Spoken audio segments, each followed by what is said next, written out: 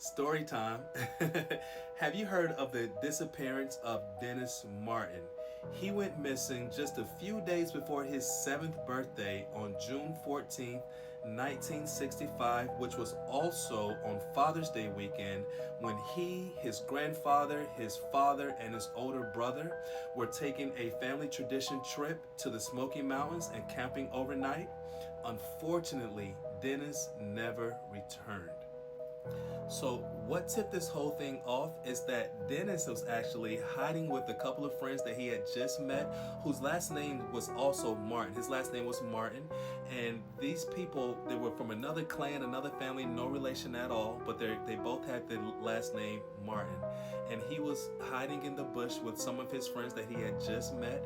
His father saw them hiding in the bush, and he was just like, just let kids be kids. They were just having fun.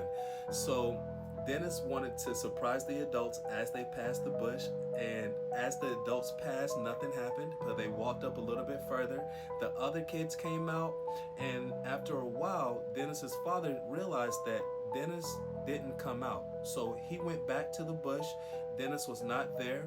He searched for about 2 miles within that area before he realized, or before he could be satisfied within himself and say that, I know that my son couldn't be any further than this, because remember, Dennis was only six years old, so there's only so far that he will be able to go in such a short amount of time.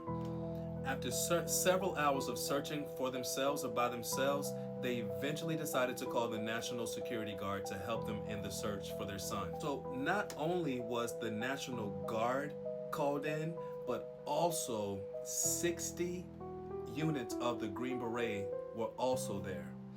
But a lot of people questioned, and me myself included, asked, like, why would the Green Berets be there? Why would 60 Green Berets be there? And the reports say that they were heavily armed. Green Berets don't normally get involved in missing children cases or missing persons cases. And on top of that, the fact that they were heavily armed in the Smoky Mountains on the Appalachian Trail, it's almost like they were either searching for something, protecting themselves and the other people from something, or something. There's something there, like that's real meaty to me. Why are you guys out there, and why are you so heavily armed? They had over 1,000 people out there searching for this kid. It's the largest search for a missing person in the park's history. They put all that they had into finding this kid. People were on their hands and knees in creeks. People were blocking off certain sections. People were on horsebacks. They had the